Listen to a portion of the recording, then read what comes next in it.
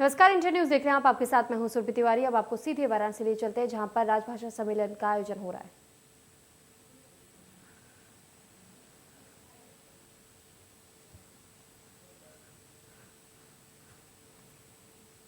तो वाराणसी से तस्वीरें आपको फिलहाल दिखा रहे हैं। कार्यक्रम में गृह मंत्री अमित शाह मौजूद है और साथ ही मंच पर आप अमित शाह के साथ में सीएम योगी आदित्यनाथ को भी देख सकते हैं।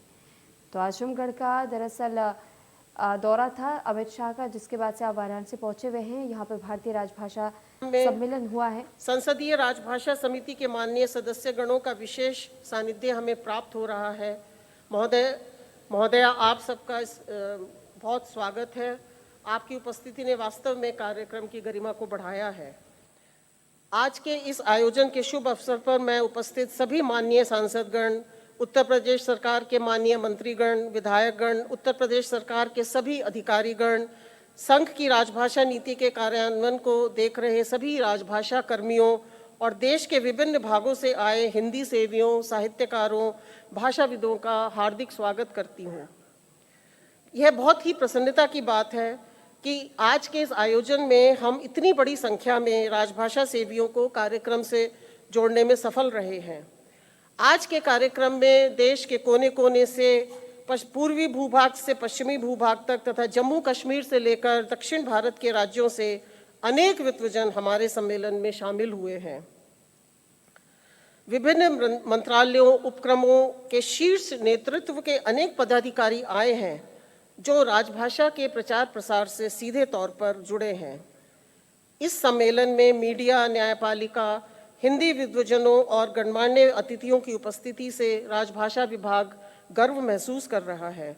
यह हमारा सामूहिक दायित्व है कि हम इस 2 दिवसीय सम्मेलन को सफल बनाएं।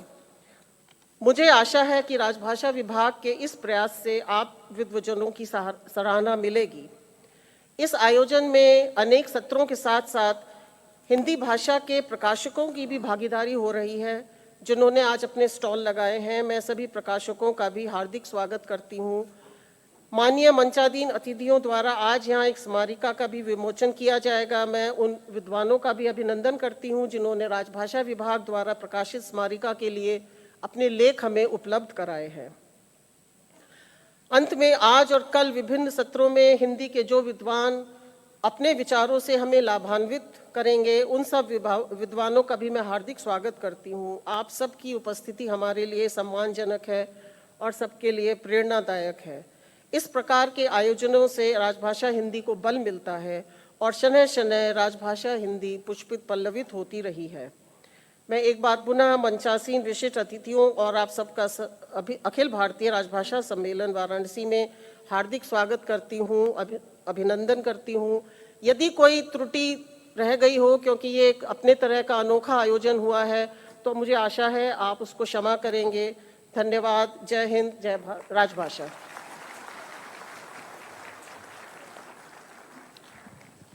मित्रों, मंच की परंपरा होती है अपनी भावनाओं को अभिव्यक्त करते हुए अतिथिजनों को नमन करना।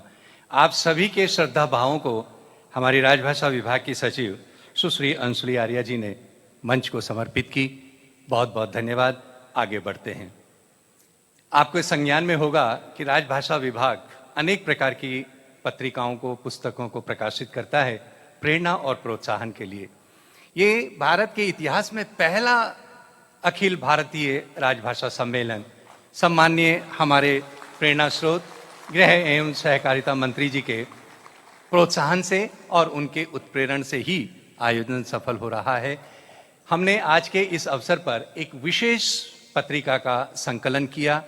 इस संगम पर्व पर हम उस पत्रिका का विमोचन भी सम्मान्य अतिथिजनों के पवित्र कर कमलों से कराना चाहेंगे। मैं निवेदन करूंगा निदेशक राजभाषा श्री BL मीणा जी और पत्रिका के उप संपादक डॉक्टर धनेश द्विवेदी जी, कृपया उस पत्रिका को लेकर आप मंच पर आएं ताकि सम्मान्य अतिथिजन उस पत्रिका का आप सभी की पावन उपस्थिति में विमोचन और लोकार्पण।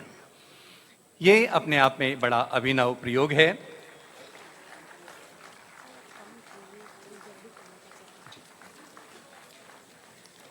इसमें 9 संदेश और 25 आलेख हैं। ये विमोचन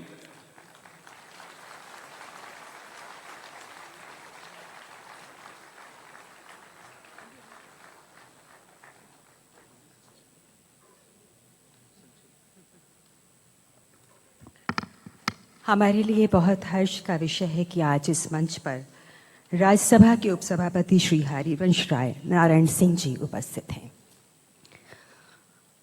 माननीय हरिवंश जी का व्यक्तित्व विविधताओं से परिपूर्ण है। कभी वे पत्रकार रहे हैं। धर्मयुग, रविवार और प्रभात खबर से जुड़कर उन्होंने पत्रकारिता के उच्च मानदंडों की रक्षा की है। वे पत्रकारिता की डगर से राजनीति में आते हैं और राज्यसभा के उपसभापति होते हैं। किसी ने कहा है कि वही लड़ेगा भाषा का युद्ध जो अपनी भाषा बोलेगा, और मैं कहना चाहूंगी कि श्री हरिवंश नारायण सिंह जी जहां कहीं भी रहे, उन्होंने अपनी ईमानदारी भी दिखाई, पारदर्शिता भी दिखाई और हिंदी के प्रति अपना अनन्य प्रेम भी दिखाया। मैं उन्हें संबोधन के लिए आमंत्रित करती हूँ बहुत सम्मान के साथ। माननीय श्री हरिवंश नारायण सिंह जी।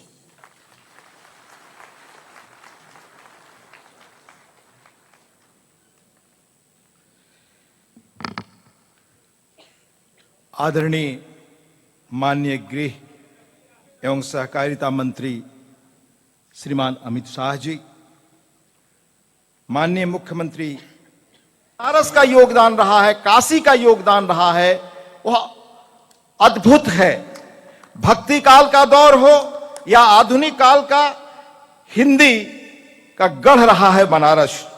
कबीर, रैदास, तुलसी से लेकर भारतेंदु हरिश्चंद्र जी, प्रेमचंद, जयशंकर प्रसाद, रामचंद्र शुक्ल, हजारी प्रसाद द्विवेदी जी से लेकर नामवर सिंह जी तक हिंदी के एक से एक विभूतियों का, प्रोफेसर कृष्णनाथ जी, जिन लोगों ने देसी भाषाओं के लिए पूरे देश में आंदोलन चलाया और बनारस जिसका गढ़ रहा, वो जगह है काशी।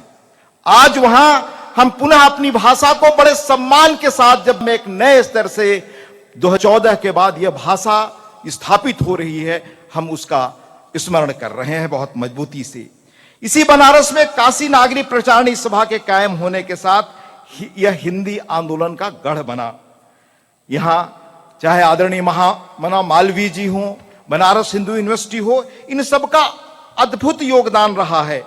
और भारतेंदु हरिश्चंद्र जी का अगर मैं बहुत विस्तार से उनके बारे में कहना चाहूं तो बहुत समय लगेगा। कैसे निज भाषा को ही उन्होंने अपनी उन्नति का आधार बना। साथियों, आधुनिक काल में अगर आप इतिहास का अध्ययन करें, और विभिन्न सत्रों में यहां चर्चा होगी, दो चीजों में अपनी भाषा से ही चीजें दुनिया में बदली हैं। या तो क्रांतियां या बदलाव अपनी भाषा से हुआ है, या आर्थिक विकास पूरी दुनिया में अपनी भाषा से संभव हुआ।